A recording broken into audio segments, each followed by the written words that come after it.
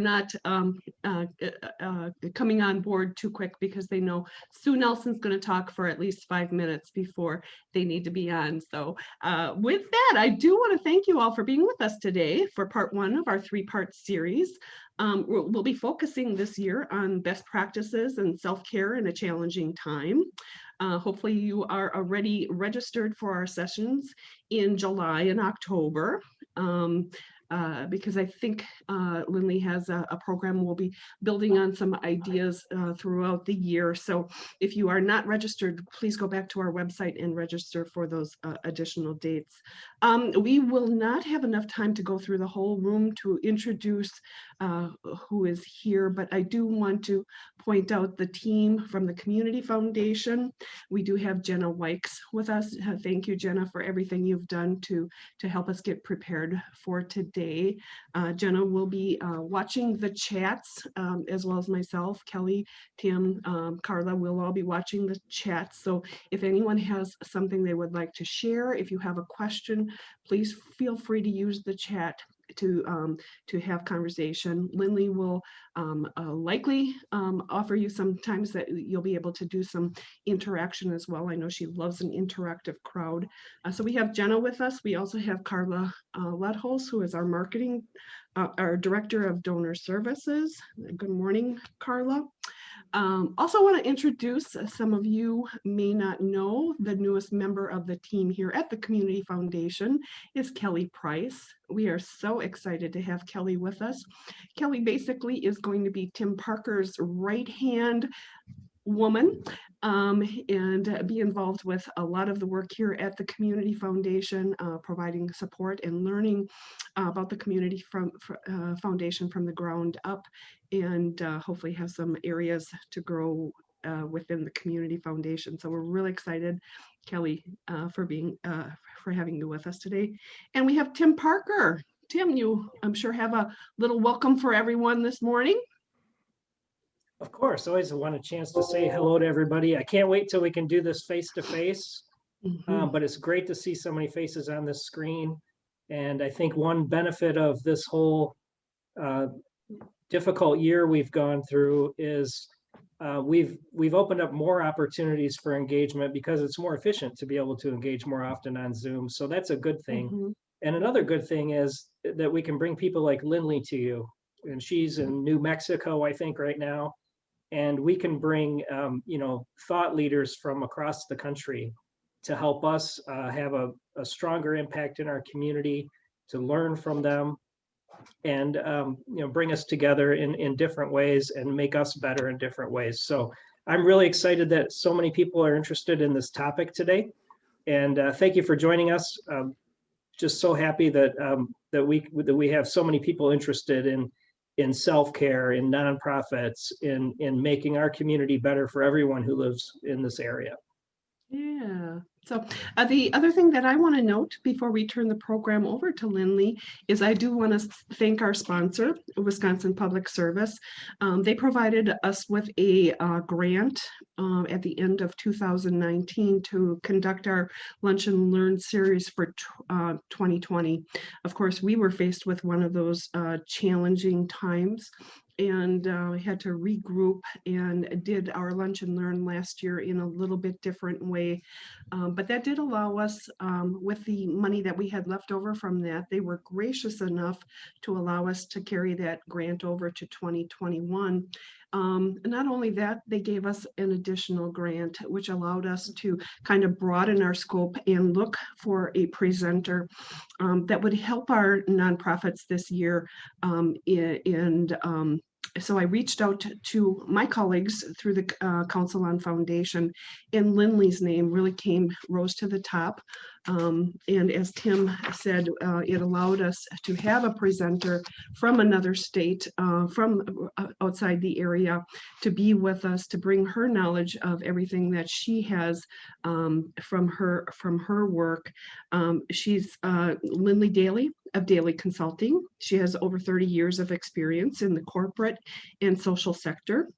She's a seasoned leader in philanthropy, a transformative coach, and an entrepreneur deeply committed to partnering with leaders to help their organizations grow. As a coach consultant, she blends her unique expertise and strategy, customized professional development, thought leadership, and organizational framework designed to support nonprofit leaders and their boards of directors to fulfill their agency's mission. So we welcome Lindley from New Mexico. Lindley, if I've left anything out of your resume, feel free to fill it in. I just want to say if we can all remain on mute unless we are answering a question or posing a question or want to raise our hands, please do that. Otherwise, use the chat. Keep your video on. I love to see our friends' faces. But with that, I will turn the program over to Lindley. Thank you, Sue. Thank you, Tim. Thank you, Jenna, the three amigos, for helping facilitate this. And hopefully, I'm going to ask for grace because, as we know, technology can be a little wonky. So I'm going to ask for grace, beg for grace, because things happen. Also want to acknowledge sponsors. A lot of this stuff doesn't happen without our sponsors. And I want to acknowledge those in philanthropy, because we've all learned to be agile, whether we're a nonprofit or we're in philanthropy. And I know that your community foundation, as well as community foundations around the country, have stepped up in a big way to support our nonprofits.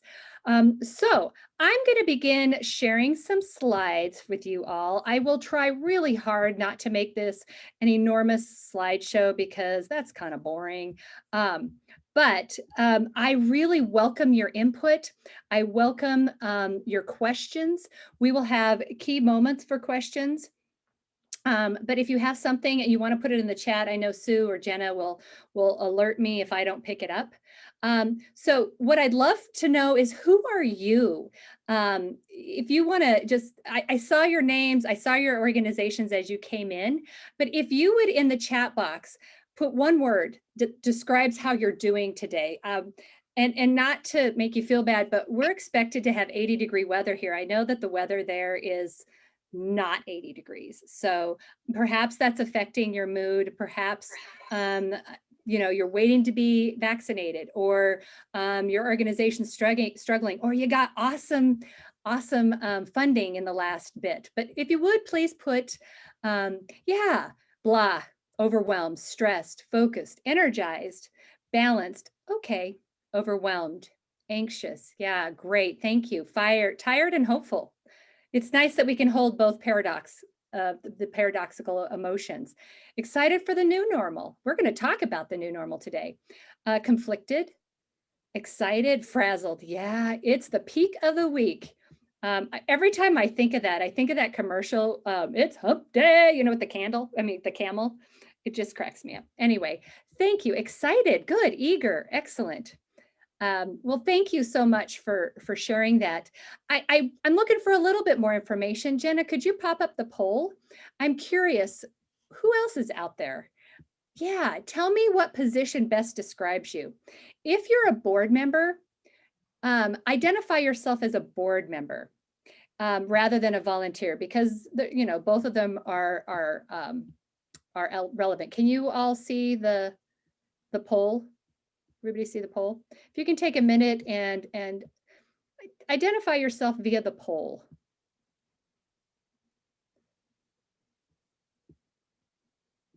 I'm not getting any information. Jen, I hate to bother you, but yeah, there we go. Sweet. All right, so we've got mostly executive directors and program director or staff. Fantastic. We have no numbers people. They absolutely decided that this was not where they wanted to be today. So great. Thank you so much for showing up. I appreciate it. Tell me a little bit about what field of interest you're in. Do you come in, are you in the arts space? Are you in economic and workforce? These are typically the fields of interest that your favorite community foundation funds, right? So where do you fall in this spectrum? Take a minute and answer that.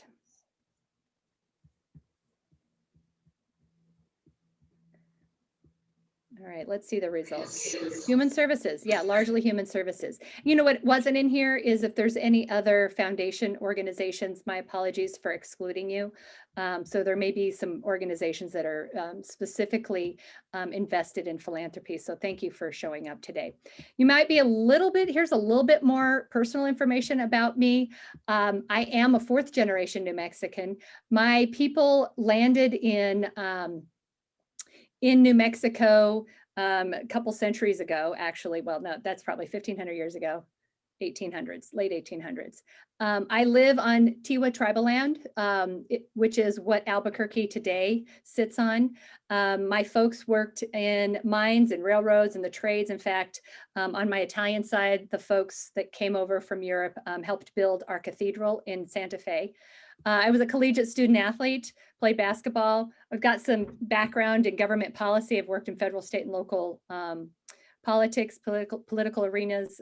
I've lived in the Midwest, which I love. I lived in Kansas City as I was hired by Hallmark Cards, and then I've been in the nonprofit sector now for 25 years. I initiated my own firm about 2015. I have a sweet husband, 3 awesome offspring, one of which is celebrating her 16th birthday today. And we have a 4-legged critter who we call Sydney. Chocolate is my love language, and I was told to tap it down, but I do appreciate a really well-placed swear word. So on to more important things. What are we doing today? We're talking about the phases of change. This is the self-care part for you folks today. We're going to talk about what does change look like? Where have we been? The pandemic has really emphasized what change feels like, looks like, and tastes like. We're going to talk a little bit about what we're seeing on a national level when it comes to fundraising.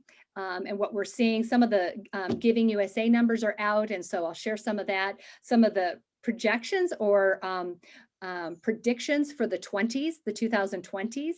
Then we're going to look at really what happened over the last year with some numbers that I've pulled up. And then what we're looking at for 21, 22, 23, maybe kind of projecting a little bit further out. We're going to talk about philanthropy. We're going to talk about fundraising at the nonprofit level. And then we're going to have a breakout session, and we're going to talk about what in the world of technology worked for you and share that. The IWITOT, I wish I thought of that. It's one of the most fun and interesting participatory activities I've experienced, whether it's at a conference or I'm using it a lot in my virtual presentations. Okay, so let's talk about these 3 phases. We've got 3 phases: the chaos phase, the acceptance phase, and the new, I like to say, the next normal. I suspect our norm is no longer going to just be a new normal. I think we're going to have the next normal, the next normal, the next normal as we evolve forward. Moving through the pandemic, moving through vaccination, moving through gathering. I don't think we're going to be rid of that anytime soon. So I'd like to cross out new and put next normal. But what do these really mean? Let's dive in a little bit more. When we talk about the chaos phase, we're going to look at these from a self perspective. How do we show up in chaos? How do our teams potentially show up in chaos? And then how do organizations show up in chaos? And then some of the things that we can do with that. So when we're in chaos as a self, particularly in the onset, the early several months of the pandemic, lots of confusion, sense that the world was like in upheaval. It was really hard to see beyond our own self-care and our own safety, right? And that of our loved ones. At this point too, when I was with a lot of the leaders that I work with, their adrenaline kicked in hard, fast, and furious. It was like turned on and they were like, we got to do this. We've got emergency. We're going to put in all of our emergency measures. We're going to look at critical staff. We've got to figure out this work from home thing. So adrenaline just, went through the roof for us. Teams, again, were participating in this fear. Again, this concern about self-care and health and safety. Is my job safe? Is my family healthy? And will they stay healthy? Can I go outside? I have to work from home. What does that look like? How will we get our work done? What programs might we have to shut down? Am I going to lose my job? there was a lot of guilt in that space. And I suspect that guilt still stays for a lot of our employees that are saying, am I doing enough? And we're working longer hours. We know that we're putting in 80 hours more a week. That's not right. 80 hours more a month. In extra workers, in extra hours. So we're seeing actually our employees work a little bit more. And then we're also watching our leaders, our management, get a little bit control oriented and maybe micromanage. Organizations in chaos phase often look like we're reacting rather than taking a breath and responding. Some organizations are like, okay, we've got reserves. We're going to dip into our reserves. We're going to ride this out. It probably won't last long. And roll out that plan B. So confusion and reactivity, big part of the chaos group. Safety is very, very important. And self-care is going to be critical for ourselves as leaders and for our teams. And this is not where we stop fundraising at all. So this is a little bit about that chaos phase when we're in that initial phase. Now, I will say when you look at all three of these phases, they just don't happen in that sequential place. It's not linear. We can be in chaos phase and move to next normal. We can be in next normal, drop back to acceptance. We can be in acceptance for a very long time and then dump back into crisis, especially with the variant that is wreaking havoc for some of our states. So expect to see a little bit of chaos as we evolve down the road. The acceptance phase, this is again where we feel a lot of frustration, all right? We're low on energy. That adrenaline rush is now an adrenaline dump. We've just declined in our productivity and our energy levels to about a 60, 70% because that energy jump from the adrenaline rush has left us really depleted.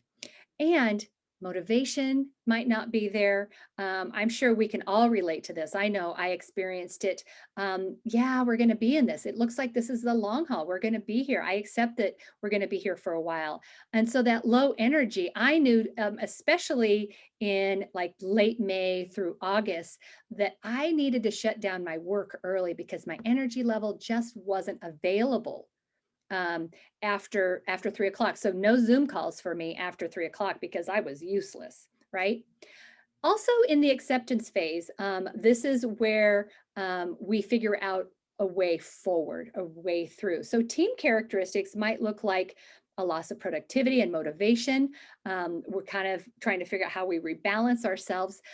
There's a lot of frustration for management, like, oh my gosh, you know, I'm sensing my employees lacking in energy level too. Characteristics for the organization itself is that some businesses are actually on the downslope. They're dying with no recovery. And I know that we've seen that. I know that Wisconsin suffered about a 5% loss in nonprofit closure. Marketing opportunities though, or burgeoning opportunities that were not available pre-pandemic start to emerge, and we actually have the ability to notice them. And then we can actually start thinking about that strategic plan again. My observation with my clients was that right around August, September, I started to get contacted again to start doing strategic plans.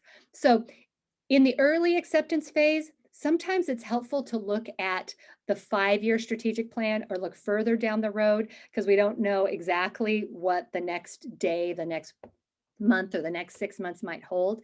Now I'm observing nonprofits have a little better handle perhaps on what's working now in the pandemic, in a work from home and a gathering restrictive place with technology. And so we're starting to settle into this acceptance and the next normal space. Again, this is really an important place where we do not stop fundraising. We do not stop or hold back in contacting our key stakeholders. This is where we lean into our boards of directors and talk to them about what they're experiencing and talk to them about what the organization and its employees are experiencing. And again, self-care is really critical. And self-care looks like a routine What is your sleep routine? A lot of the folks that I was coaching during this acceptance phase and still coaching, we talked a lot. What's your sleep hygiene? What are your sleep habits? I found most people were going to sleep much later and they were getting up much later. So what the coaching conversation really was about, what can you reinstitute in your self-care routine that might move you back to your original timing a little bit, or move your start date, your start time a little bit earlier, getting to bed a little bit earlier. What's the sleep hygiene look like? What's your exercise routine? How are you eating? How are you burning off steam or burning off frustration? What's keeping you safe? Sane? Who's in your circle that you're living with that you can bounce ideas off? How are you relating to your team? And what ideas are you giving them for self-care? Now let's talk a little bit about that next normal. And this is what I call the hope phase. We start to feel a sense. I think I'm observing, I'm hoping that you all are starting to feel that sense of maybe we're going to have a little bit of relief. Vaccines are coming out. We've kind of got a handle on this work from home. Some of us are even back in the office. Where our programs are either fully back up and running or to the degree that they can, or some programs have actually been shut down because they might be residential care or programs that require high investment in personnel in group settings that you just couldn't carry out. So you've maybe fine-tuned some of your deliverables for your organization. Instead of expanding, you've contracted, you're focusing on your critical priorities, and put programs on hold that didn't make sense at this time. This is also where those ideas that maybe you observed in your acceptance phase starts to begin to be implemented. Maybe there's something that showed up for you technologically, engagement wise. I know that several boards have expanded because they've been able to reach beyond their community, their counties, even their states. I also know that virtual events brought in folks from all over for participation. We have here in New Mexico, we have the National Hispanic Cultural Center, which serves the entire country. And folks came all over the country as well as all over the world to attend their Maravilla, which is their annual celebration of Hispanic cultural and art and foods. So there was an opportunity to go beyond what was normally and traditionally an in-person activity where folks outside of our state generally didn't attend. However, this is where, again, there's still a level of depletion in our teams, feeling exhausted or under-resourced. How many of you are working multiple jobs and feel like you have more responsibility? Maybe you've had a staff constriction, and everybody's kind of working without much break. There's also this is also the phase where loyalty shows up, right? Where we know who our solid employees are, who's really putting in the efforts and delivering. Organizational characteristics, energy level is elevated. There seems to be a little bit more motivation. There's, especially if you're implementing something new and innovative, there's this, oh my gosh, we've got to keep going, we've got to keep going. Acquisitions and mergers and acquisitions are happening at this time. For those organizations that didn't think in the early part of the pandemic or mid part of the pandemic, didn't feel like they were going to make it, conversations about what does a merger or what does an acquisition look like? How can we roll in and partner with other organizations? Or funding. Funding has kind of begun to shift as well, which is kind of exciting. Let's see. Yeah, I love that comment. I'm sorry, I'm going to pull this up. This is a really sweet. I hope you all and your organizations have weathered this chaos acceptance and look forward to the new norm. How are you feeling about that? Thanks, Sue. That's a great question. Organizationally, though, we're starting to lean forward. Again, from the fundraising perspective, don't stop. Perhaps now you've got the hang of virtual board meetings, right? But don't leave just the board meeting the opportunity for you to connect with your board members. They are your core external support system. They're kind of that nuanced internal external support system. Taking care of yourself and taking care of your staff is still incredibly critical. You may now have a structure. Mine is I get up very early in the morning. I've got my morning routine and I make my bed every morning. I wasn't doing that pre-pandemic, but that gave me a sense of normalcy. And it was really nice to know that at least if nothing else happened during the course of the day, my bed was made at the end of the day when I turned in. All right, so some of the things to think about, get into high gear, start moving forward, have ideas, innovate openly with your teams, push boundaries, think differently. The word, I think, agile and agility has been probably the watchword for the entire year, with organizations pivoting and thinking differently about what they're doing. Certainly, we had to do that on the technological side. So here's an example, and I pulled this out of your awesome Wisconsin Gives report, the 2020 Wisconsin Gives report. This is a great example of the moving from the acceptance or the chaos phase into the acceptance phase. This is spring. In April, they took a poll, and what they heard back from nonprofits was a huge disruption in fundraising. We didn't really know where we were getting money. There was a need for flexibility from funders. We were asking funders, hey, can you designated money for our capital campaign. Perhaps can you also support operating needs right now? We got some PPP and we have submitted a grant for a program. Maybe we can just have that be unrestricted. And what I've observed, hopefully you've also felt this, is that our funders, our foundations really stepped up in a loving, gracious, supportive way and said, yes, yes. Even our corporate sponsors, we had a lot of our corporate sponsors that had been tapped for in-person galas and whatnot. And those organizations told nonprofits, hey, you keep the money and use it for capacity building or in whatever need is greatest for you at this time. Of course, technology was really critical. We were trying to figure out how to work from home, how to engage with our board members, especially if we've got kind of an aging board of directors, folks that aren't quite comfortable with technology. I know our community foundation did Zoom training for the majority of its board, so everybody would know how to function under Zoom. And then also huge concern on how to create a safe workspace, how to shift people from the workspace to work from home. And if you were in a high touch service delivery space, how do we still deliver services? Reducing the chance for spreading the virus was a big concern in April.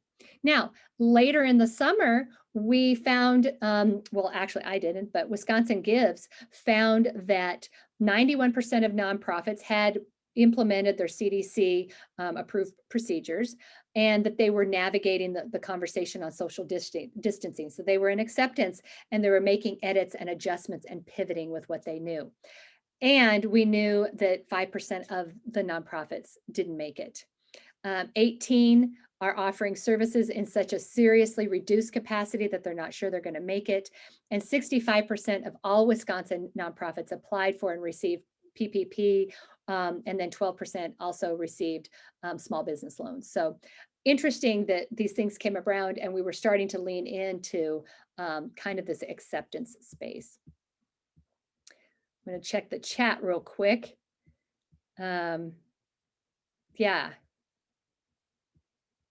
Great. Thanks, Carla, for putting out that proud to be a member of this Wisconsin Philanthropy Network. Yes, that was such a great tool to deliver for you guys. I'm excited about, Krista says, I'm excited about our new technology for parent-family involvement and opportunities to step outside the box. Yeah, how many of you were thinking about upping your tech game and then you were forced to real fast innovate, right? And include a higher level of deliverable for your technology, right? There it is, Wisconsin. And I'm really grateful because Sue provided that to me too. It is a great resource. So I'm going to pause here and ask for questions. Let's stop the share for a minute and see where we sit. We're half an hour in. I know I've had some coffee. I don't know about you guys. If you need to take a break, now's a good time if you need a bio break, but I'd love to hear questions. What are your thoughts about this? What are your thoughts about these three different phases? Where are you perhaps right now in the phases? If you'd like to unmute and share, that would be awesome. Also, feel free to share in the chat box what's going on for you right now. Where are the majority of you sitting? Are you in that next normal phase? Are you kind of a hodgepodge between acceptance and chaos? Have you been in next normal and now you're back in chaos thinking, holy cow, something's happened to our organization? What's going on for you all?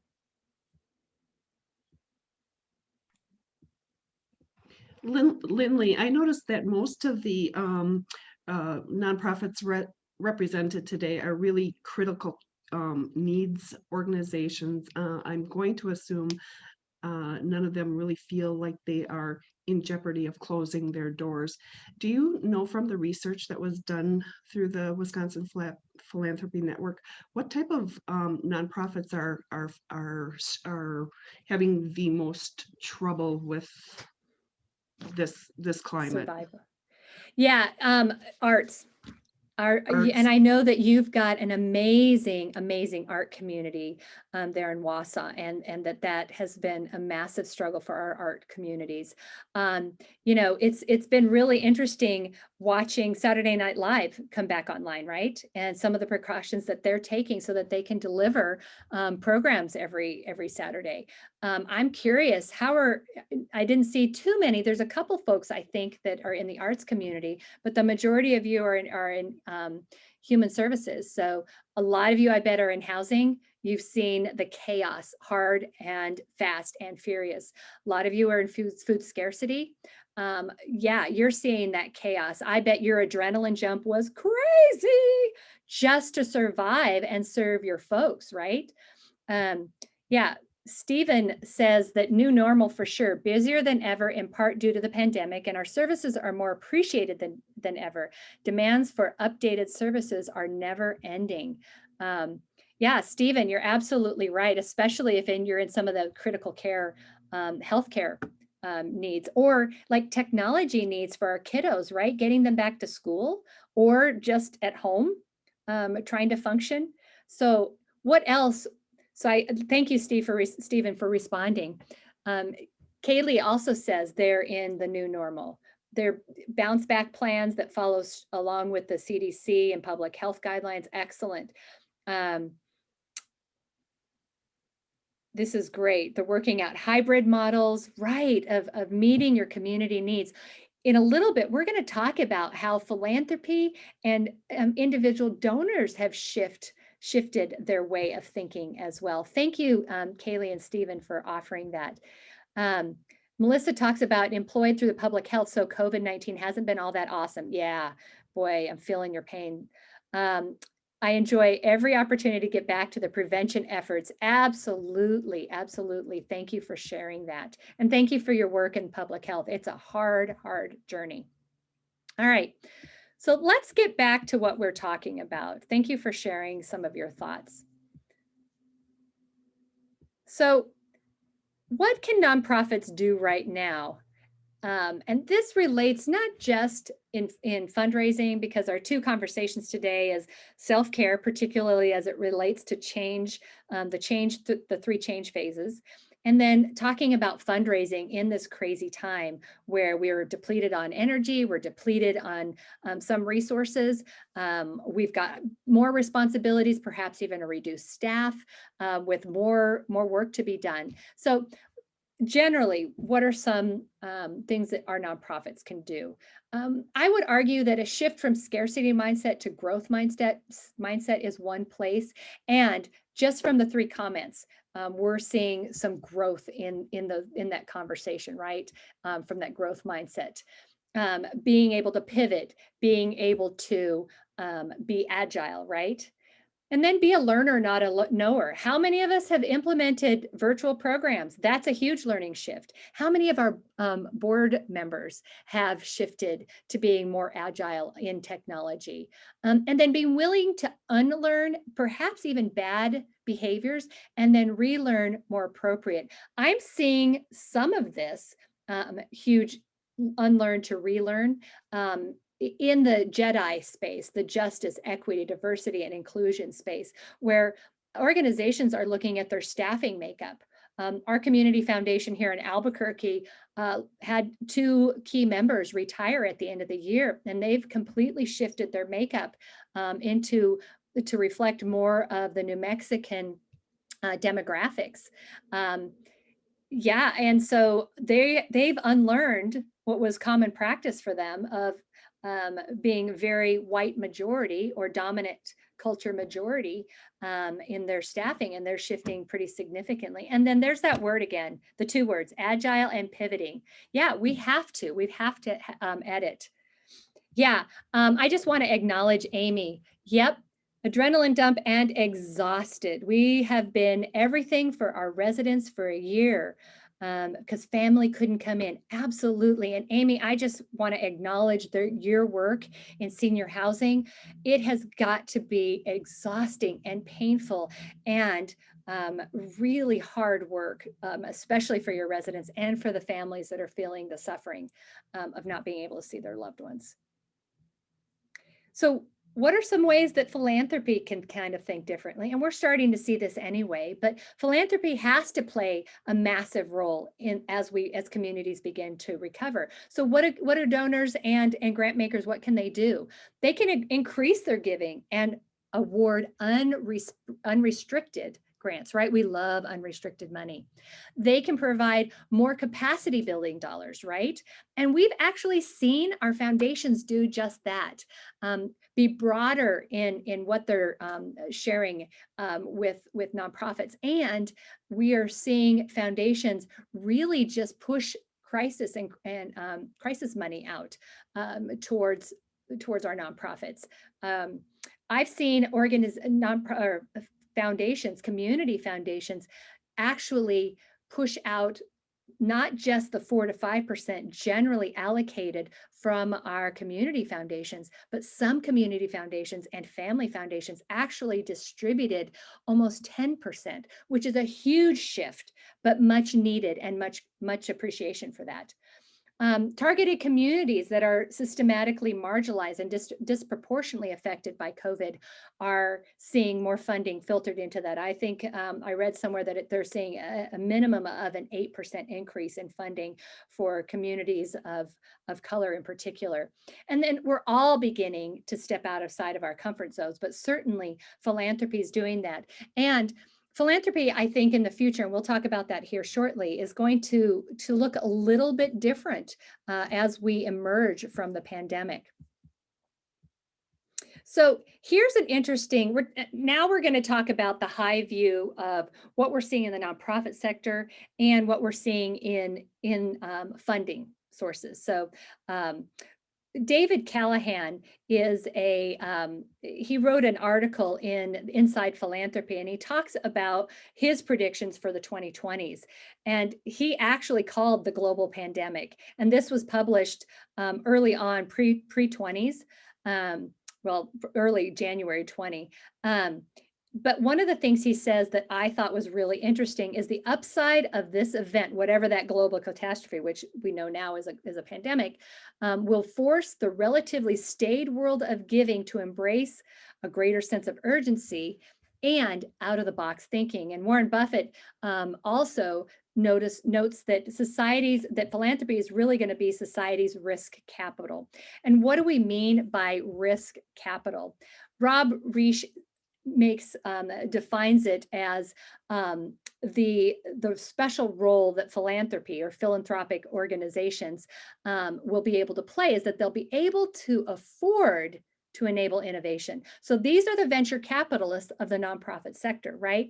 These are the folks that are going to be able to step in and fund innovation, fund new ways of being, fund capacity building in ways that we haven't seen before. So I'm actually personally really excited to see foundations and other funders stepping up in philanthropy to think of new ways to come together and solve some of our critical social needs. So these are some of the projections that were predictions that, oh, pardon me, come back. That were predicted in the 2020s. A major catalyst crisis is going to happen. Got that one. Big philanthropy will continue to get bigger. We saw $20 billion worth of distributions from family foundations or donor advised. And there we have it. DAFs, donor advised funds, are growing. They're growing in numbers throughout the country. And this is some way where people are figuring out how to reserve funds specifically for philanthropy so that they can be philanthropic, or they're taking tax breaks at key times based on their financial needs. Events-based fundraising is going to change. We kind of knew that was coming, or we had hoped it was coming. I'm not an event fan, sorry for those of you that might be, but also these philanthropy serving organizations become very important. And those philanthropy serving organizations are very much like your Wisconsin's Philanthropy Gives folks, or resource. They are Charity Navigator, they are GuideStar or Candid. They're all those folks that are coming together to provide resources for donors and for nonprofits to make it easier for you to do your job. And then also we've seen it was predicted that giving will become much more political. And we have definitely seen that in the year where billions of dollars are being funneled into campaigns to facilitate policy change in the global world. All right, next. So what actually happened in 2020? Giving in 2020 increased more than 10%. That is a huge surge. If any of you have been watching the annual giving numbers over the last 5 years, we've seen slight upticks, 2-3% growth. This is massive, and for good cause, good reason. However, donor retention declined. It was already low, in the low to mid 40s, and now it's down to 43, almost 44%. We can't afford not to love on our donors, especially our first-time donors. Some of that's going to be expected, but we can't afford to lose those. 18% increase in new donors, though. So this is a really interesting number. While donor retention is down, new donors, folks that have never given before, are starting to come into the marketplace.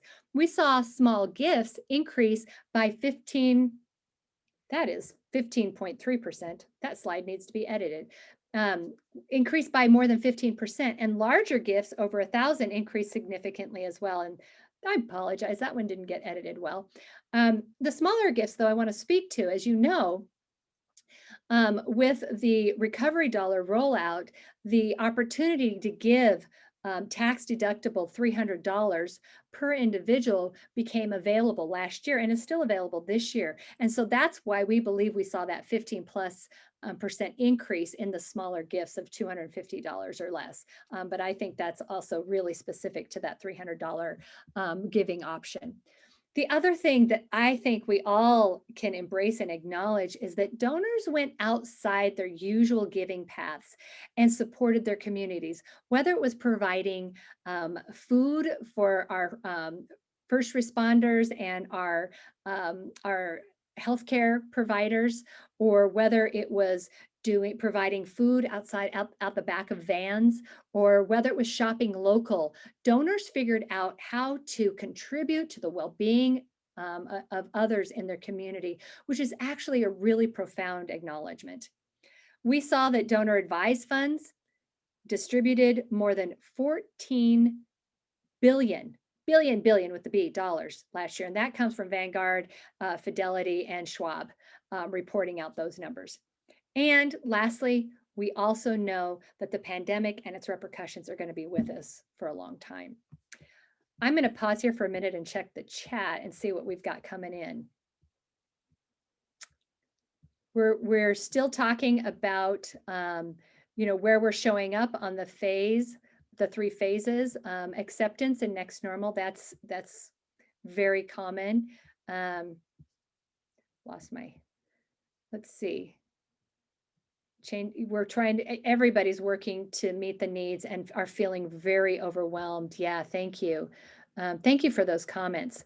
Childcare, appreciate the members. Yeah, I do want to acknowledge this collaborative intention too, because I actually think That is some of the new giving paths where folks are figuring out how to collaborate with each other. We're looking at full ecosystems rather than just what's good for my organization. So it's no longer just about my childcare center. It's now what are other nonprofits in the childcare space doing, and how can we work together? Perhaps it's applying for a collective funding. Perhaps it's joining forces to solve a real problem. We had a couple innovators, donors, step in and initiate a conversation with our United Way to bring more food to our rural communities. As you may know, New Mexico is hugely rural, and we have a pretty high poverty community. So how do we distribute more food? And so they partnered with United Way, they partnered with our food banks, they partnered with corporations and businesses to raise money and to distribute food to more people. So it was a huge endeavor. All right, so takeaways from 2020. Virtual events became the thing, and they have bigger reach, right? Board members also must learn to adapt and be savvy. And I'm not a fan of the notion of give and get. I don't particularly like that language, but board members have the ability to play in the full cycle of fundraising wherever they're most comfortable. Donor retention, we saw that in our numbers, is declining, and it's critical. And current donors can actually give more. Tuck that one away. Current donors can actually give more. JEDI, justice, equity, diversity, and inclusion work is critical, and we're seeing some large organizational changes in that space. Digital marketing and fundraising must happen. This kind of fundraising is here to stay. And making sure that we're active socially on social media, that we're active and our websites are up to date and user-friendly. Donors are more savvy than ever and will be accessing your website. It's up to us to collaborate and not compete. We've just talked about that a little bit. Every donor matters. It doesn't matter at what level. Great example. I have a client right now that I'm helping manage their capital campaign. We're just in the early phases. We've raised over, it's a $4.5 million capital. We've raised over $1 million in 3 months. And one of our big individual donors showed up. She had been giving gift cards. It's a housing organization, an education organization. This particular donor had been giving gift cards and made one $100 contribution over the last 3 years. Once she knew that the capital campaign was up and running, she gave the organization and the campaign $250,000 because she had been watching the organization. She had been impressed with the intentionality of the direction they were going, and she chose to make an investment at that time. So I offer that. Don't overlook your donors, even your small ones. Certainly we've seen it in planned giving when we get the manna from heaven, but even in operating dollars, now's the time to actually talk to them. Philanthropy can and must and will and has shifted its way of thinking and working, and I suspect we're going to see more of that over time. Government and philanthropy must work together. And just as a side note, we're seeing that federal government is beginning to push more and more to the state level. And then that is also coming and imposing higher stress on the nonprofit sector. So we've got to figure out a way where we can work with government mutually and figure out how we can get the resources we need to deliver the critical social resources that communities desperately need. And then lastly, I'm just going to say people matter, you matter. The work that you do is absolutely critical. It's important, it's essential. We've got to take care of ourselves before we can take care of others. And in taking care of others, we're able to deliver better services. So it's the whole enchilada. There's no way, it's a chicken and egg thing. We can't put out the good stuff into our communities if we're not self-caring first, and then self-caring for our staff, and then self-caring for community. I just wanted to comment. Thanks, Stephen, for your comment on collaboration. It is bigger than ever before, and it needs to be. And I'm curious to see how our arts community is beginning to respond. For those of you that are in the arts community, if you have any comments that you can share, I'd be very interested. to talk about that. Nonprofit volunteer groups are being asked to pick up what's used to be part of municipal budget. Yeah, exactly. There's that push off into the nonprofit sector, right? I personally am, it's my own opinion, I'm a little bitter about that storyline. I don't know where we're going to be able to pull those resources. But I do know that our foundations are stepping up. The big dollars, I think our government really has to start supporting some of this work. All right, so let's talk fundraising. What frustrations, what challenges are you experiencing? And this is, again, I'd like to open the room up for conversation. Here are some of the things I'm hearing on my end as a consultant, and some of these are actually never changing, right? Some of these are just ongoing challenges we see in our communities or in our organizations. Going digital, virtual events, funding loss, competition, donor giving is changing. What are you seeing? I'm going to pause here and invite some input from those of you about what you're seeing. What are some of the fundraising challenges you are? And I'm gonna capture your notes because we might be able to actually talk about them as we move forward. Laura Martins, would you have some ideas on some of the challenges that you faced from a fundraising aspect with the Girl Scouts? Sure. I think overall, there have been a lot of really good things that we've experienced. Like, for example, just using technology in a completely different way than we did. I mean, virtual programming for our girls was definitely huge on our to-do list someday. And then, of course, COVID hit and we launched that, and that's been really great for us. I'd say one of the challenges that we have tied to that method is really how to get great outcomes from that type of programming. That's a little challenging. I mean, you can get how many attended and what you covered, but what's the real long-term impact of that? I also think that there was some discussion around funders and donors. Man, did they just come to bat for us? I mean, it's truly inspiring. And honestly, as a fundraiser for several years, I can say I felt truly blessed because people really showed up. One of the big things that I would love to see continue is being able to have support for general operations and staffing. That's huge. A lot of funders offered flexibility in that, especially if they had given us a grant for a specific program. They said, no, go ahead and apply that where you need it. And I would say just kind of the unknown, because a lot of our, especially like United Way funding and things like that for our council, which is regional in nature, is tied to outreach programming, and so much of that is in person. And so that's just a weird mix right now.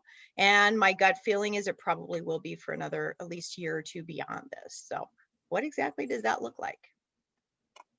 Excellent. Thank you so much for sharing that, Laura.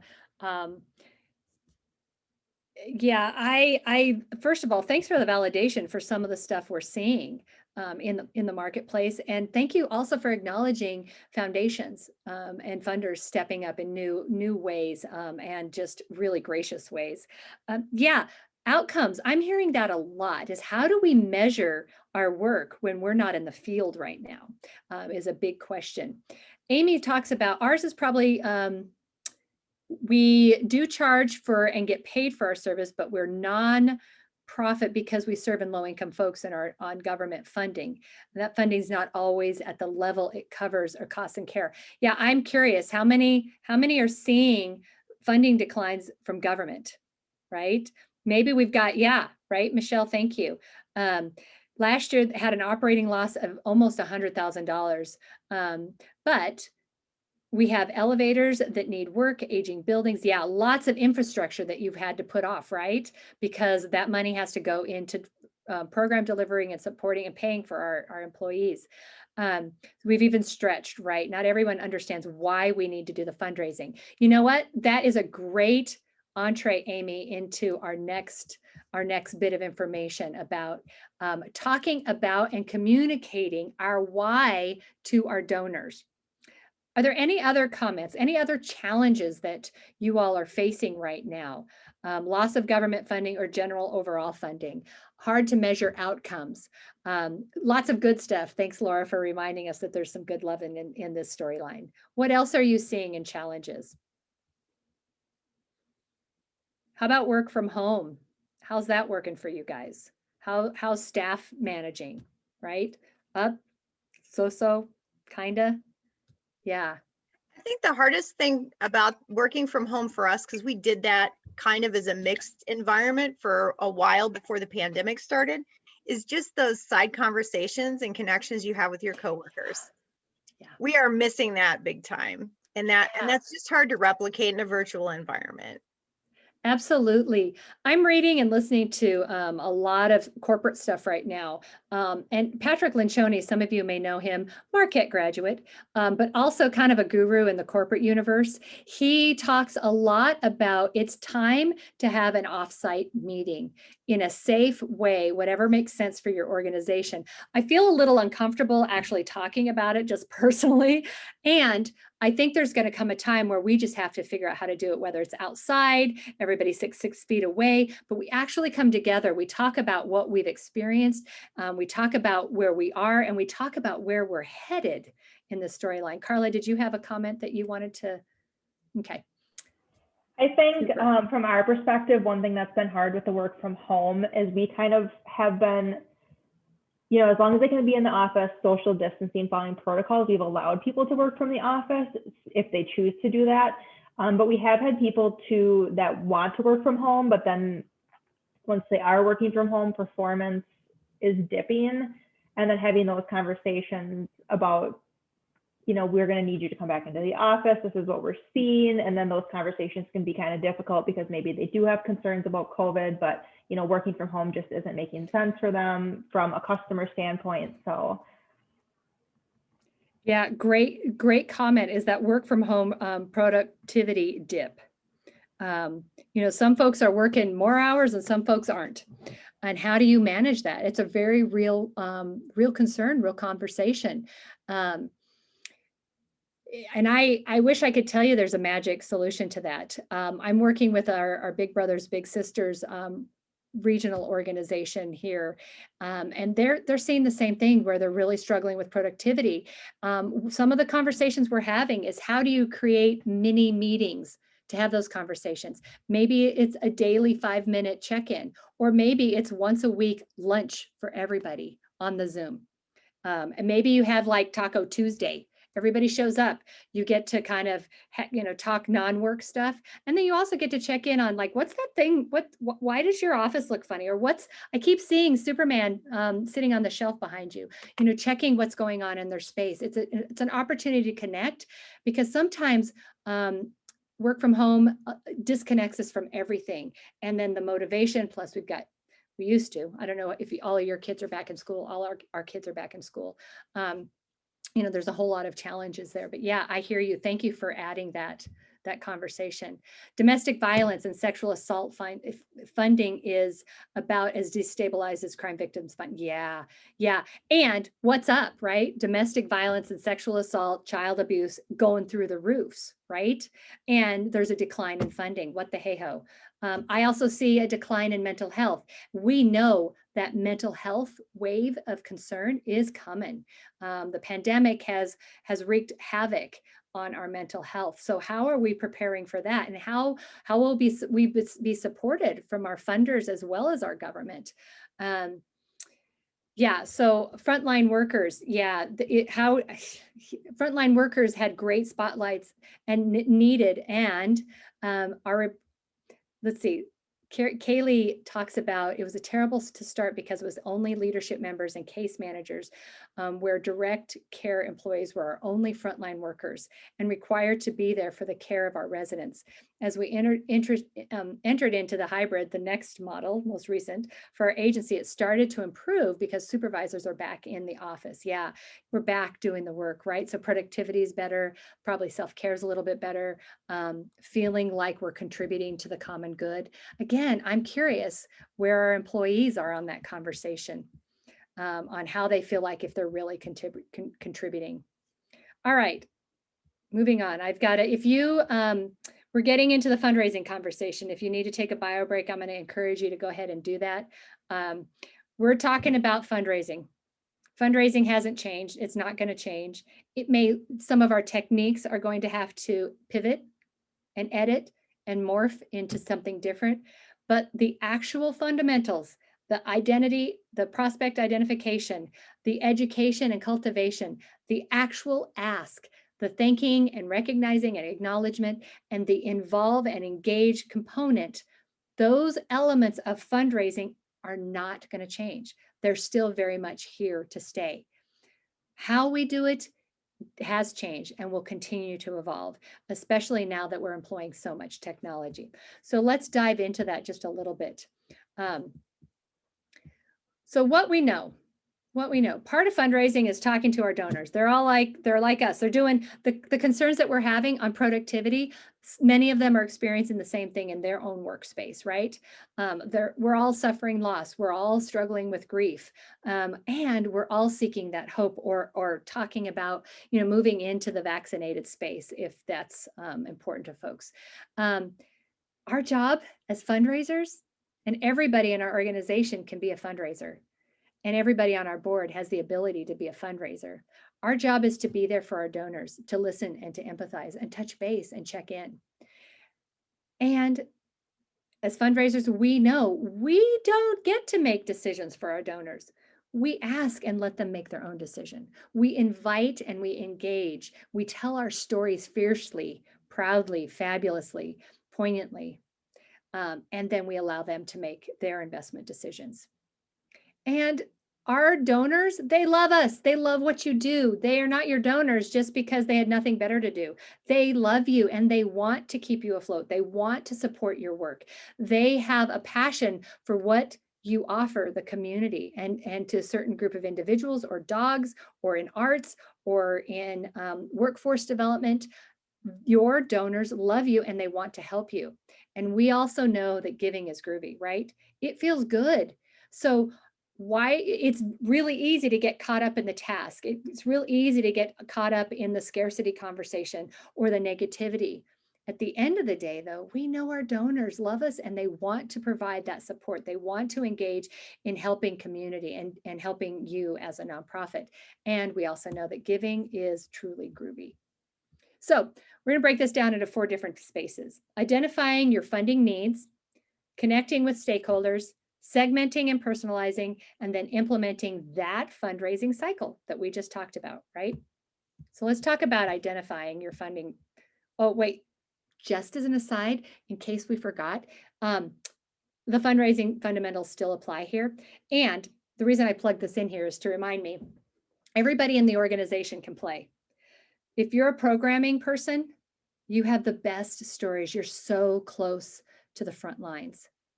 Sharing that story with colleagues, with friends, with your community, your faith community, with any other service community, your group of mighty powerful women, or your woodworking group, whatever that is, sharing your work and letting them know how you're changing the world is absolutely critical. So you get to play a role. You also, because you're serving the needs of the people, you might actually have prospects that come and talk to you. There might be opportunities for collaboration and partnership. If you're a board member, you get to play in all of the 5 wonderful colored circles. You may not feel like you're great at asking, but I bet you can identify some prospects. You may not be available for asking, which is generally the pushback that I hear a lot. But you certainly, everybody on the board can thank people, can make phone calls, can write handwritten notes.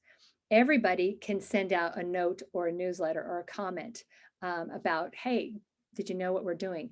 And as board members, you have access to parts of the community that the organization doesn't have. So are you telling the story of the organization that you're intimately involved with? We can all play a part. So let's talk about identifying our priorities. I think it was Kaylee that was talking about the needs for her organization specifically. What are your priorities? What are your needs right now? And how will you communicate those needs to your critical shareholders, which are your donors and your board members, right? And even your volunteers, if you are able to do some kind of remote volunteer work. So name that most important pressing issue.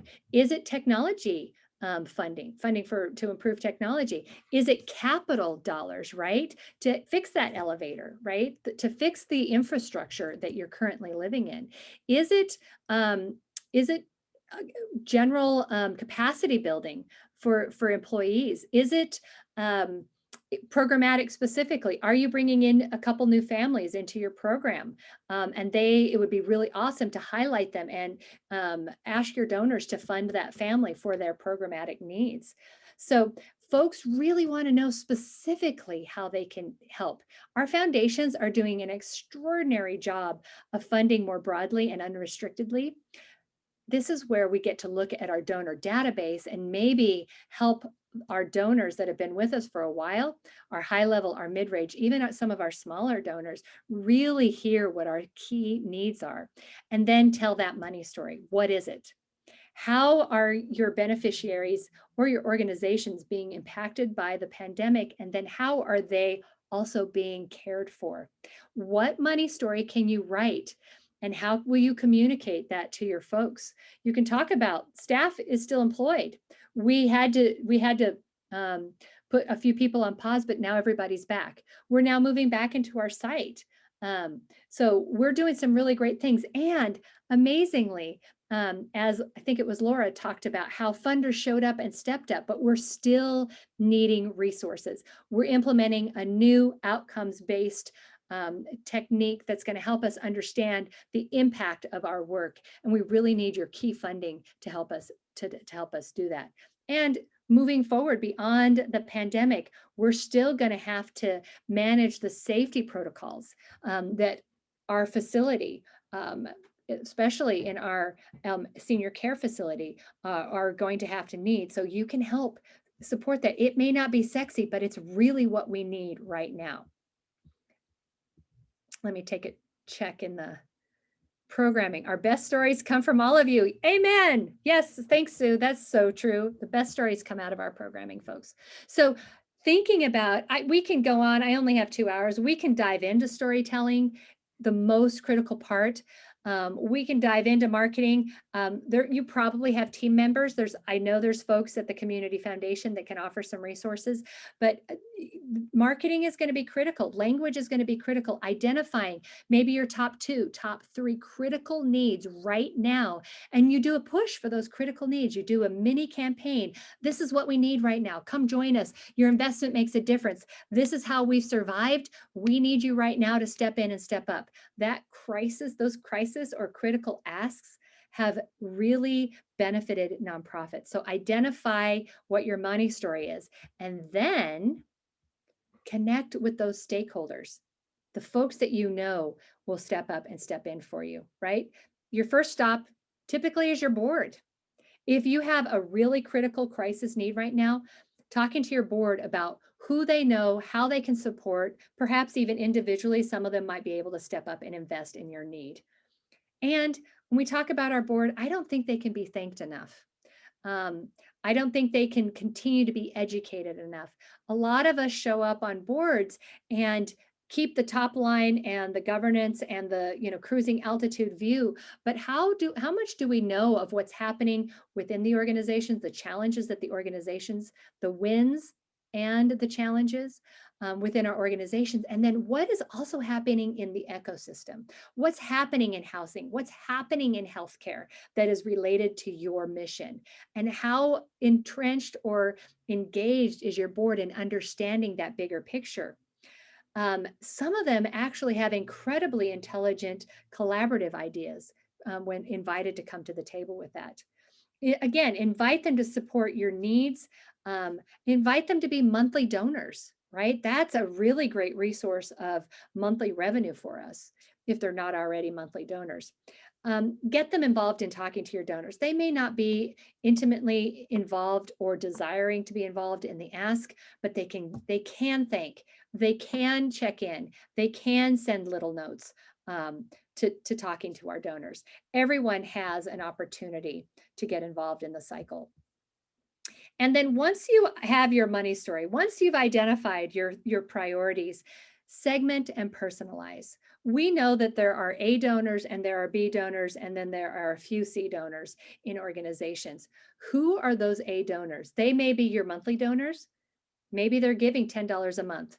Maybe they're giving $83.33 a month, which is a $1,000 annual donor. Maybe they're a major gift. Maybe they give you 10 grand every year. Maybe they are just folks that are on your board and give what they can and really need to hear from you in a different way. Your B donors, they may be your smaller donors. Maybe they're that $300 donor that is new, and you take all your new donors and you send them a special mailing or a special e-blast, or you target them in your social or on your website. Hey, we've got this need. We want all of you to participate. No gift is too small. No gift is too large. Your engagement is really important. We also know that some of our older donors prefer to get stuff in the mail with a handwritten note, a newsletter. Sweet.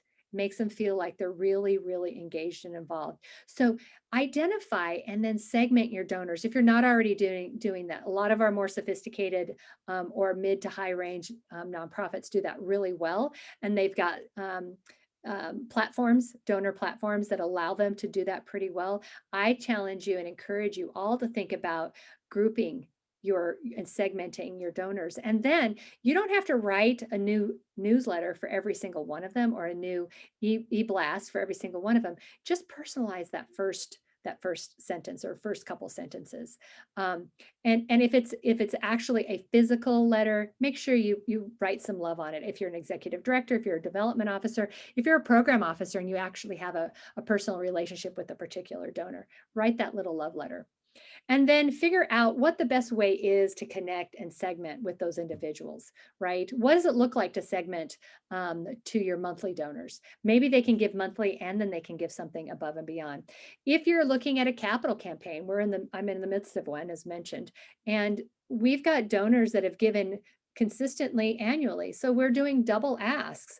Yes, we would love to have your continued annual gift.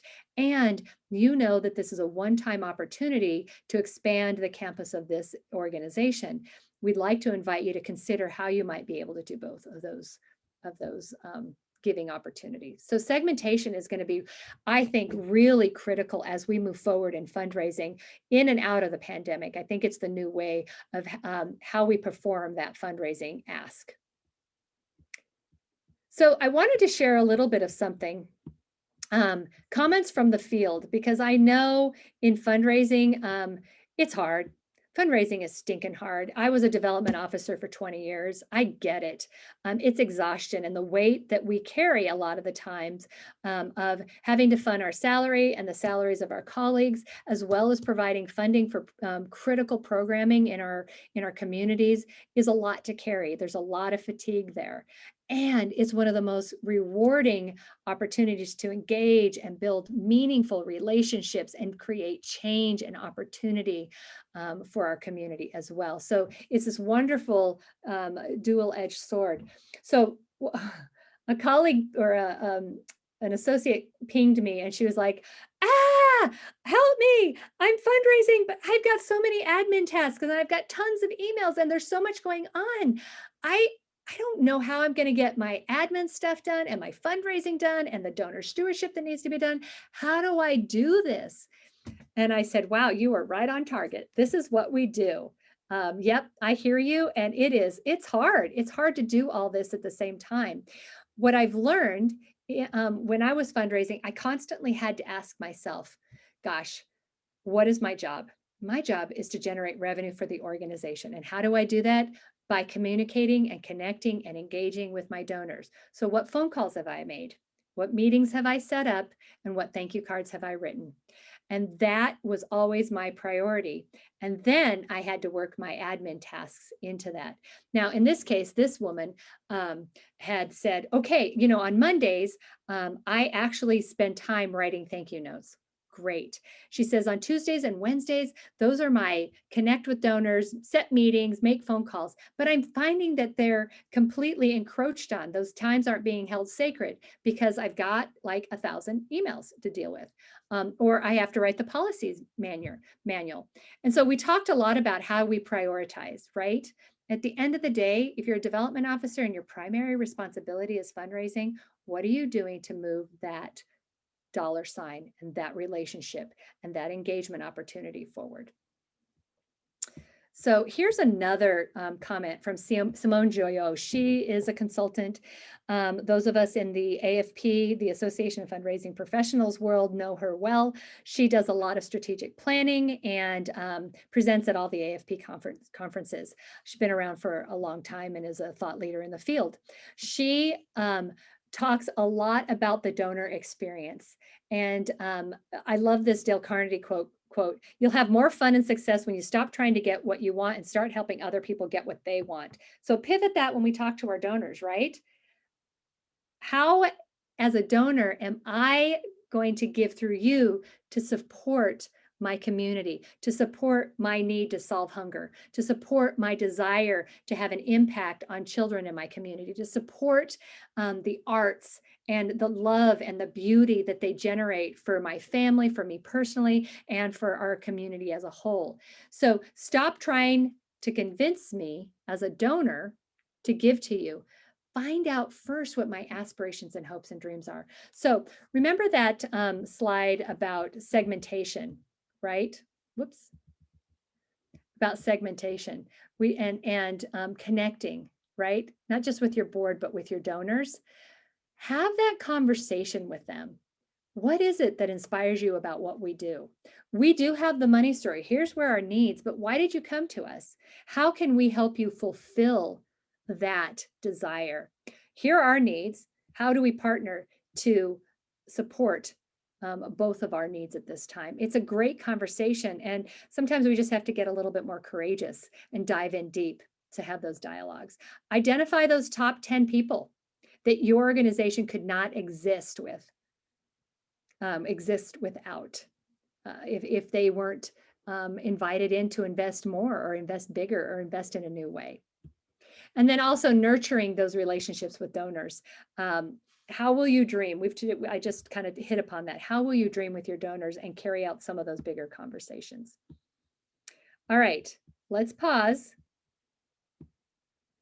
and come to the team and find out what's important here. What are you doing that's working in the fundraising place?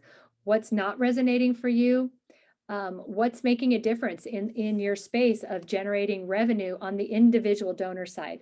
You know, we can talk all day about grant writing, but I'm talking specifically about talking to your individual donors and your stakeholders. What's working?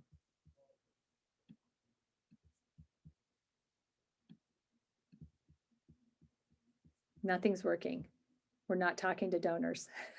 Hey, Carla, I'm curious. What are you doing? My mute off. I just took it. Oh, good. Sorry, I didn't mean to leave you out there. You know, I think, first of all, lots of really good comments. You can tell you've lived that world. I think one of the things that you've hit on is, number one, the importance of being able to listen to what the needs are of the donor and being okay with asking questions about what they care about, what they value. It's a fair question, and many times they want to share that and they want to share their story. Many times I'm asking donors about how they got started. I just recently did a conversation with an individual that's parents, the son, my age, with the parents, and we did it via Zoom, which was very fun for them and for them as a family. And during that conversation, we did a lot of things, but they shared the story about how they earned their money and then how we could help them. They wanted to share the story, and they shared about, you know, how many years they've been married, and there was so much there. The other thing I would say is, so that was a great opportunity to use technology and to also learn more and listen to what they wanted, where they started. That is a great way of recognition, to listen. And the other thing I would say is, when you talk about engagement, you know, I know that it's been a difficult time because we're limited with our contact and being safe, and we've been very safe here as well. but meeting people where they're at can be pretty powerful and pretty fun. And we've had some fun stories here. I had a situation with a donor where I actually was out and went snowshoeing. And so those of you that know me, and even if you don't, it's hilarious because I really don't snowshoe, although I survived. The beauty with that was we did that snowshoeing and I heard the story and was part of that journey. So try to do things differently and meet people where they're at and start to build that relationship. And it becomes very, very different. I think those are just great tips. And they were very rewarding for me as a development staff. But at the same time, it's creating a deeper relationship, a meaningful relationship. Yeah, I love that, Carla. Thank you for sharing that. I think sometimes we look at donors based on their capacity. And we forget the affinity component. The affinity is all about the relationship, about the engagement, and the fact that we're sitting across the screen from another human being who has a story, just like we have our stories, who have committed resources because it helps them fulfill their story. And if we don't engage in that kind of conversation with them, we'll never know. We'll never be able to help them fulfill it because they may just take it somewhere else if they feel unloved or unattended to or disregarded. So again, going back to that segmentation conversation, absolutely critical to really identify who needs more love. Maybe that's your segmentation touch, right? Who haven't we loved on in a while? Do we have some $250 donors that we actually want to send a little bit of a personal note to? Or that we want to reach out to. When I was doing active fundraising, I loved making phone calls. I'd get a $500 gift come in and I'd pick up the phone and call that donor.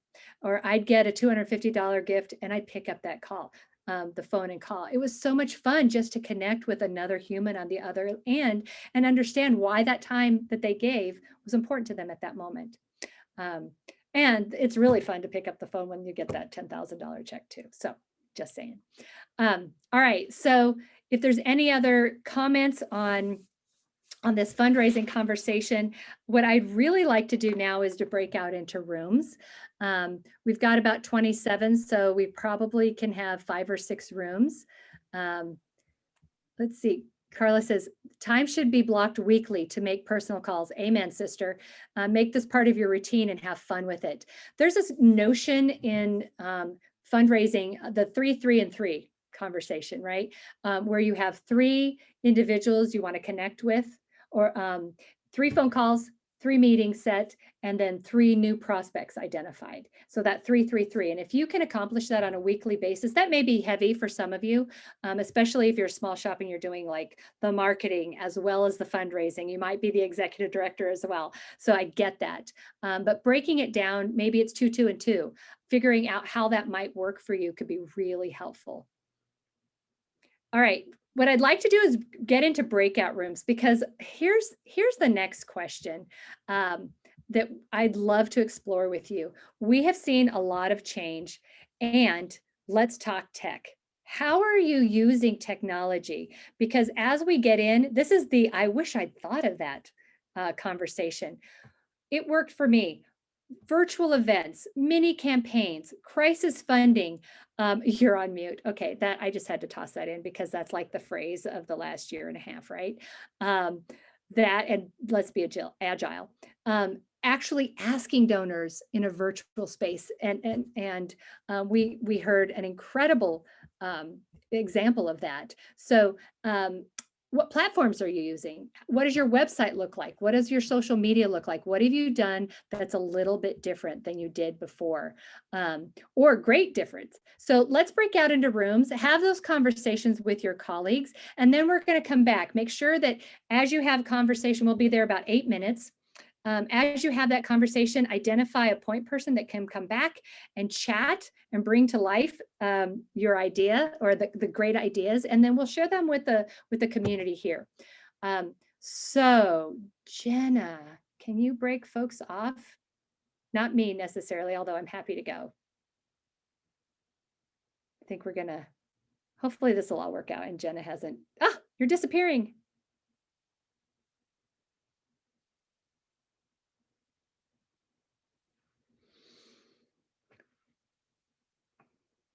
Thanks, Jenna. You're welcome. Would you like to go into a room? I'd love to pop in to a couple rooms. Perfect. Can you do that? Pop me in and out? Yes, let me. Ooh, I'm gonna have to figure out how to do that. Let's see, there's a couple others.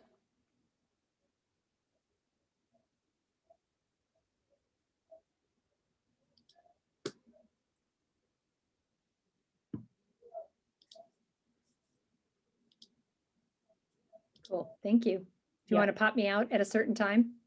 I put 8 minutes on it. Great.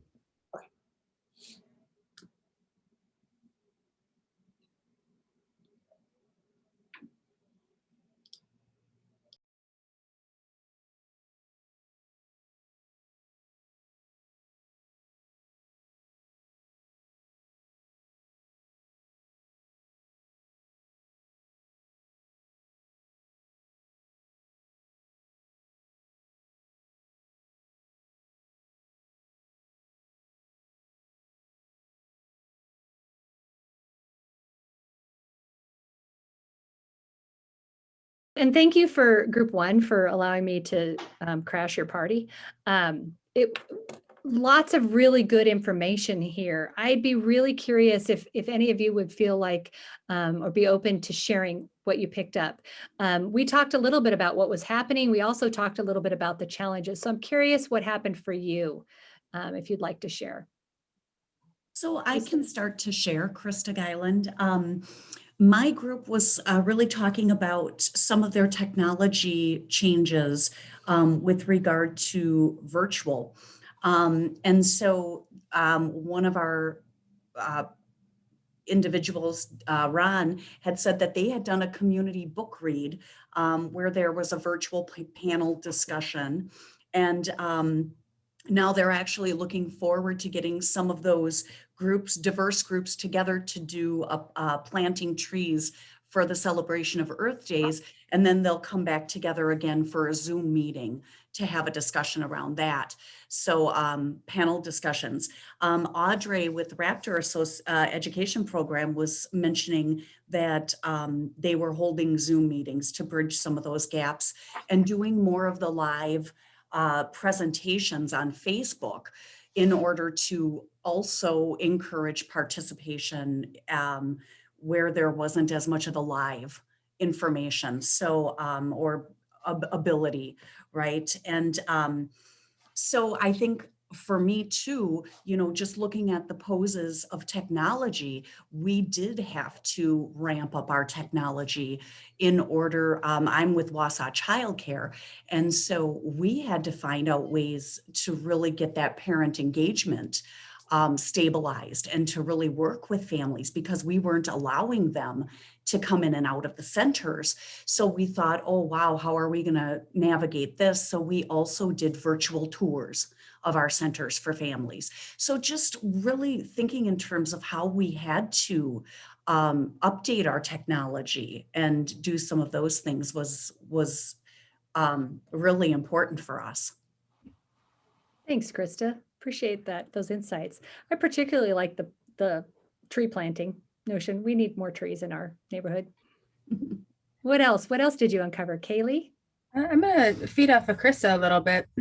So our group focused a lot on like the platforms too that are being utilized. One of the areas, a lot of our conversation focused around some of those hurdles that we're observing with this, because a lot of like we have different service providers or parents that have only access to certain like maybe Google Meets. So like service providers or collaboration partners not using the same platforms for those virtual meetings as what we have. Like my agency, we use Teams internally, but then we also have the option of using Zoom or you know, there's the Google Meets, there's WebEx, there's Cisco, like there's so many options available, and trying to keep them organized, I guess, is a stressor too. So we focus a lot on like the hurdles that we're observing with the switch from being able to be in person to a lot of it going to virtual.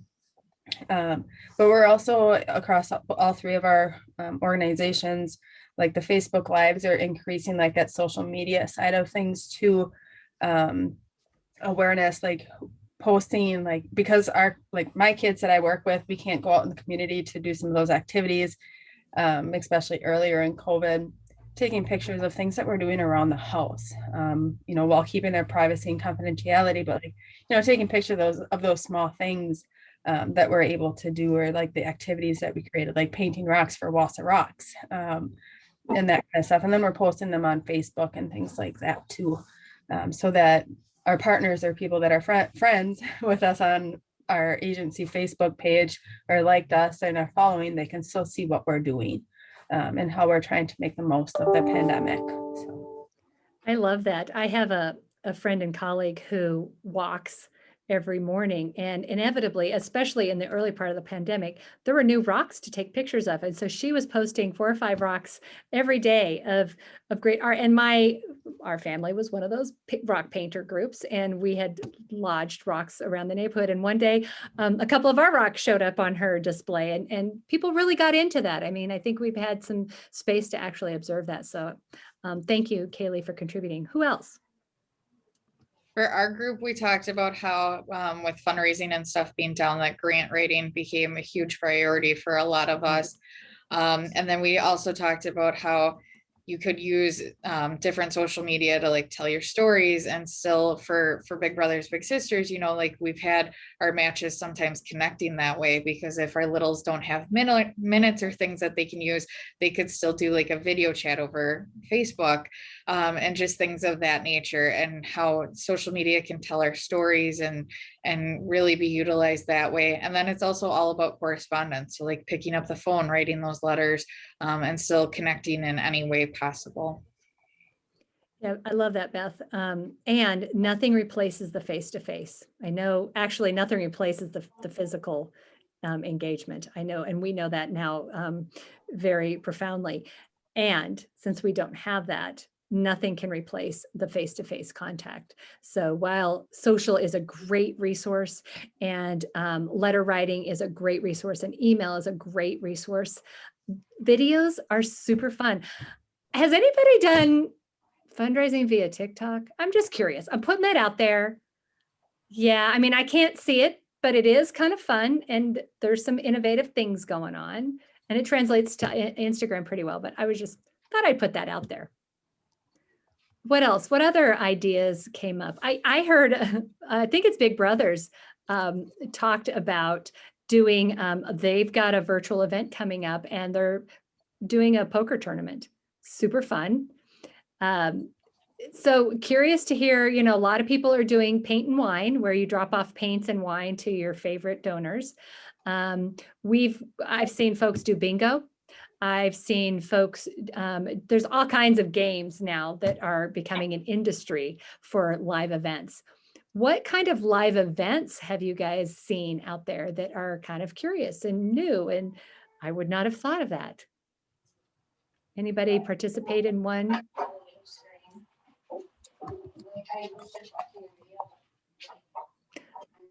Oh, let's see. Carla says, our group discussed how doing Facebook Live sessions was so powerful and a way to reach donors. We did suggest how it would be fun to utilize an online platform with a financial ticker to help raise funds during the live session. Great idea. For example, Raptor Education does a Facebook Live session for 1 hour to help save bald eagles. And at the same time, they have a goal to raise X number of dollars during that hour. This could be exciting and a great way to engage donors. Great idea. Terrific idea. Love that. How many of you have hired consultants during this time to help with marketing, or to help with technology, or to help with strategic planning? How many of you have hired consultants? Nobody. No hand raising. Wow. I don't know where I'm getting work. Maybe my people are just, I don't know, very small. Anyway, what other innovative ideas came out of your small groups? Anybody else feel like sharing?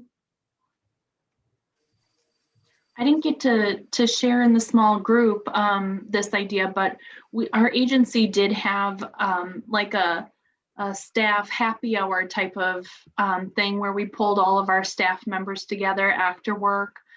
It was around Christmas time, so we wanted to invite everyone to share their special holiday, whatever it might be. Maybe it was decor. You know, they could take us outside on their laptop and show us their Christmas lights or their tree or a special ornament, whatever it might be. So that was really fun and a great way to build some staff morale. That's beautiful, Mickey. What would it look like to do that today on the regular, maybe once a month, maybe every other week? Yeah, and we actually did it one other time, and one staff person kind of took charge of it, and her family gets together on a regular basis and they play some games. And I hadn't been familiar with the games. I won't remember the name of it right now, something TV box maybe. But anyway, she brought together and pulled our group together and we played some online games. That was fun. Great. Thanks for sharing, Mickey. Appreciate that. Yeah, I think being donor focused is critical. Obviously, that's the fundraising link, but let's not forget each other in this storyline, because we've got fatigue as well. And being able to get together and not talk about work, or just to talk, you know, like, boy, glad I don't have to do that report today kind of work stuff, but lighthearted is really, really critical to stay engaged with your teams, especially when we're all working from home. So I challenge you to figure out ways that you can do that internally as a staff. Maybe it's a happy hour, maybe it's Taco Tuesdays and y'all have lunch together. Maybe it's the 5-minute water cooler check-in. What's working, what's not working, let's get to work. Maybe it's the monthly I wish it was spring conversation. So there's lots of opportunities here. So what did I miss? I know that there's a lot of marketing. One of the comments in our group, if you'll allow me in group one to talk about, was really this fatigue in finding avenues to communicate. So we're going to the same venues. One of the comments that I found really, really interesting was, I feel like I'm reintroducing myself to the sponsors we've had for the last 18 years. So awesome. Your opportunity is really to dive in and re-engage with your corporate sponsors and see what they're doing, how they've been. If they're a small business, even more important to check in with them to see how they're surviving. If they're a major corporation, or in our case, we've got a ton of construction going on. So talking to some of our construction organizations, checking in and saying, how are you guys doing? What's going on? You know, just want to let you know, here's my money story. Here's what we're doing. We're looking for funds in this particular area. You funded us in the past. What would it look like for you guys to invest? What would it take for you guys to invest in what we're doing?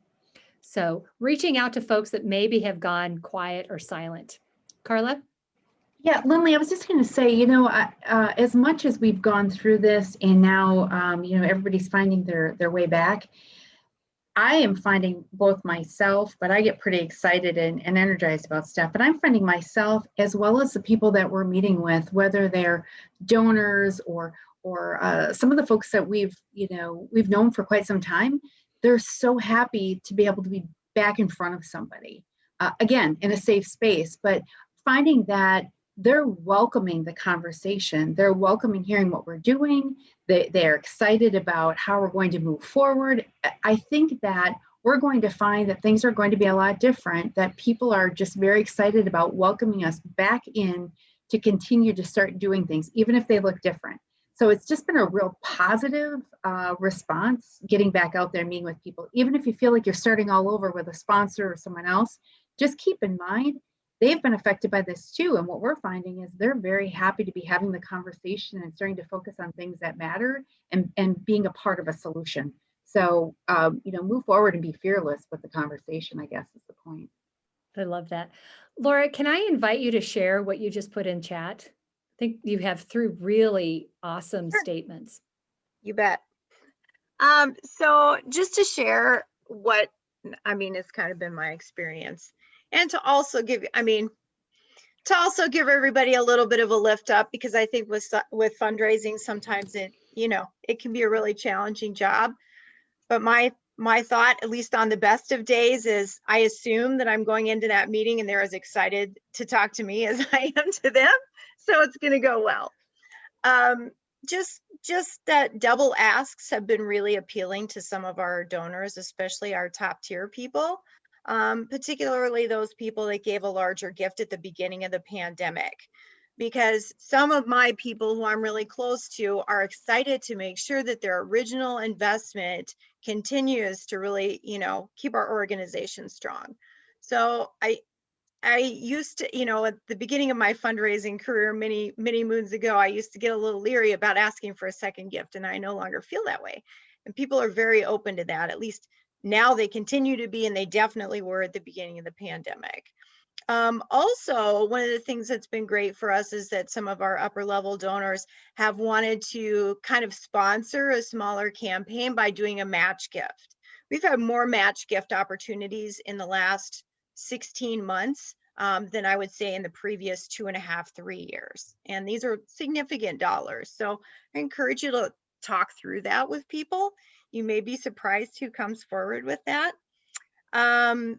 Also, that Zoom meetings are really fun opportunities for some of your program staff or your membership staff, or even your newbies who think, that they don't know enough to really, be able to shine.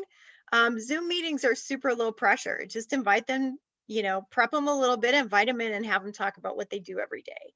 Because the donors love to hear it. It's easy for them to talk about, and it helps them, to kind of ease their tension about talking to these big, scary donors who are just real people, just like you and I are. So, just using that to have that conversation really happen.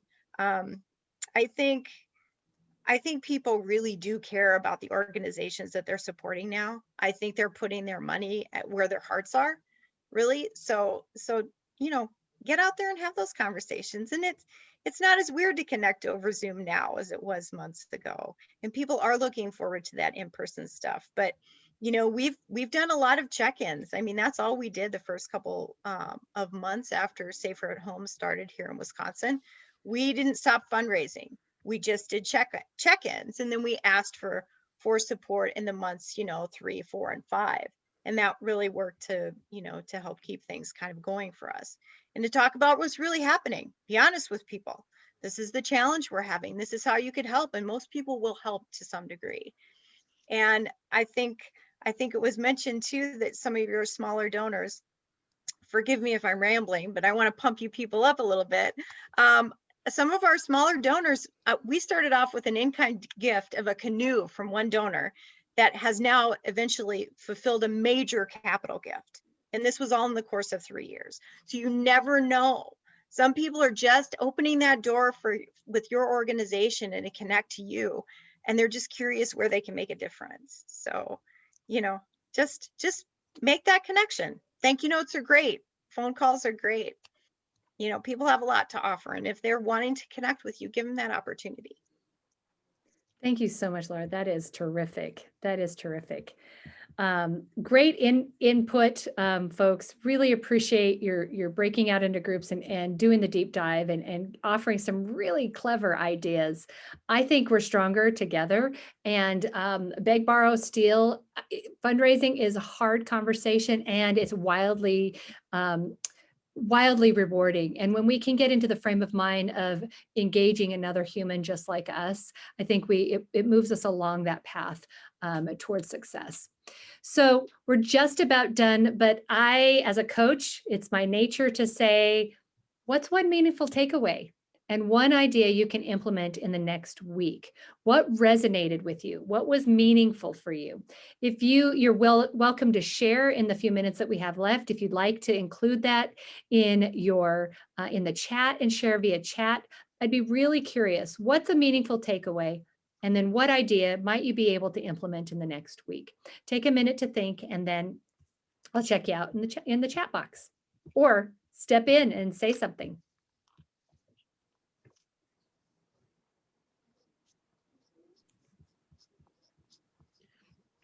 As Lindley's waiting for that, and I know she's got a couple more slides to finish her presentation, I just want to thank you, Lindley, for being with us today and providing us with a fun 2-hour presentation that went very quickly. I didn't even take my little break in between here, and I'm looking forward to that when we're done. But just to let everyone know, you will be getting a survey from us. So some of those takeaway ideas you may want to add in your survey as well, which we will share with Lindley.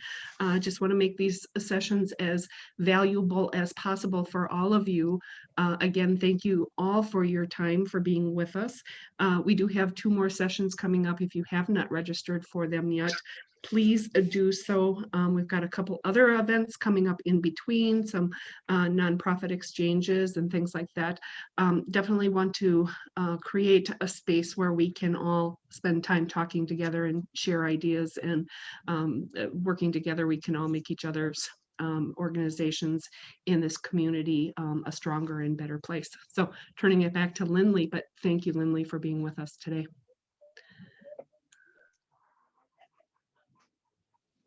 It's been my pleasure. Thank you, Sue.